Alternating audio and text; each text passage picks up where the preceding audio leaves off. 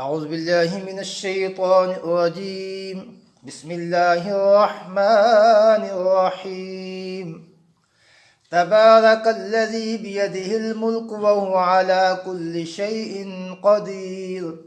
الذي خلق الموت والحياة ليبلوكم أيكم أحسن عملا وهو العزيز الغفور.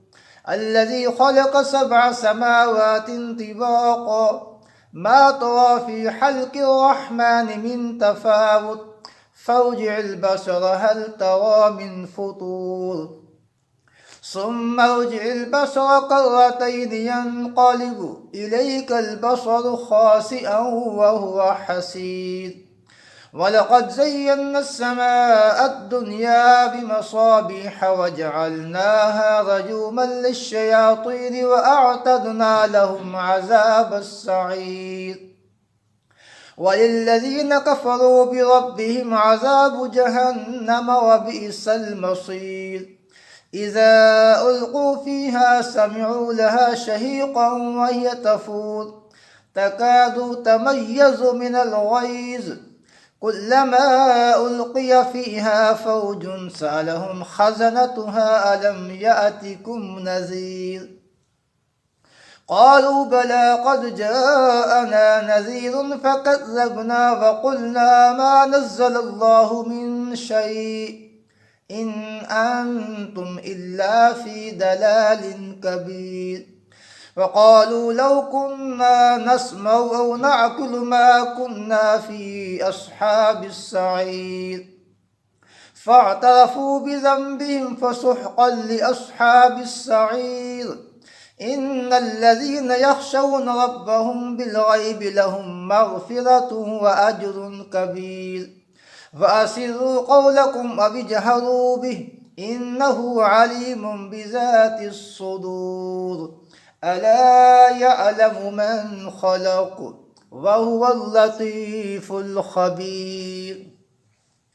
هو الذي جعل لكم الأرض ذلولا فامشوا في مناكبها وكلوا من رزقه وإليه النشور. آمنتم من في السماء أن يخسف بكم الأرض فإذا هي تمور أم أمنتم من في السماء أن يرسل عليكم حاصبا فستعلمون كيف نذير. ولقد كذب الذين من قبلهم فكيف كان نكير.